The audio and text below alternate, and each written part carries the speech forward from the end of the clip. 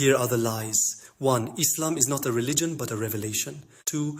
God is not a king in the sky, as we cannot assign the vocabulary Allah, human-like attributes. So if we agree to use a shortcut term to refer to the totality and unity of existence that encapsulates all humans, all artificial beings, all animals, all insects, all plants, the entire cosmos, everything outside of it and all within it, and we call it unity instead of Allah, and refer that we must be just for all, and by that submit our free will to unity, will we now suddenly make the same mistake again and assign the vocabulary unity? That refers to that all-encompassing meaning of existence where you and I are part of. Human-like attributes and treat it as a separate entity? Because that is what humanity did over and over again. And once we attribute that all-encompassing meaning of existence, human-like attributes, we suddenly justify egotism and will falsely believe that hell and heaven are constructs outside of existence. Not realizing hell refers to the injustice and cruelty that egotism brings,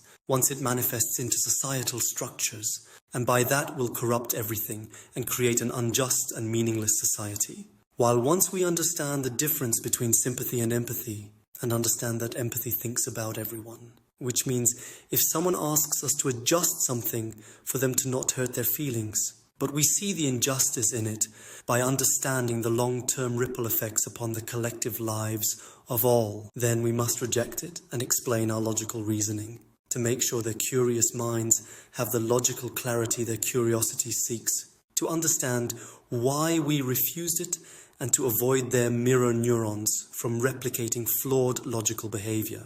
Once we align with truth from logic and higher order reasoning that incorporates the long-term logical ripple effects of all unchallenged thoughts on the collective lives of all, and we understand that our souls never die but are reborn in a random place in this universe, then we understand why we must be just for all, as our actions we leave behind will ripple out and impact our future collective lives. So death is a blessing, as it helps us to maintain a just and equitable society for all by not knowing where we will be reborn again. Once we fully grasp this, it will help us to prevent taking our own lives, as we understand dying is just another illusion of our minds, like how dreaming works, where we see humans, animals, and the world around us, but never remember our dreams from yesterday and tomorrow's dream. Lastly, dying helps us to avoid getting completely bored of life, as we can continue to re-experience it without boredom, avoiding seeking excitement in cruelty against each other. Because we don't know when we will die, we feel the urge to use every moment wisely. By understanding we could die any day, as death isn't a fixed day for all, we will use our time to spend more quality time with each other, and not waste time on endless, non-constructive fights just to win debates and arguments. Driven by pride from feeling not enough unless we prove our worth, we must understand Adam's wish. Adam did not wish for Eve to reproduce life or abuse our freedom, but to have a life partner to share the beautiful moments of life with, to be himself with her without the need to wear a mask and pretend to be something or someone he is not, and to share and receive love with and have deep, meaningful conversations that spark clarity and emotions from knowing it's not about fighting against each other, but collaborating and building upon each other.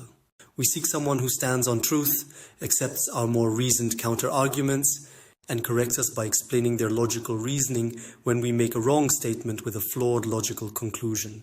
This gives us the sense of having someone who genuinely listens, is focused, and truly cares for us.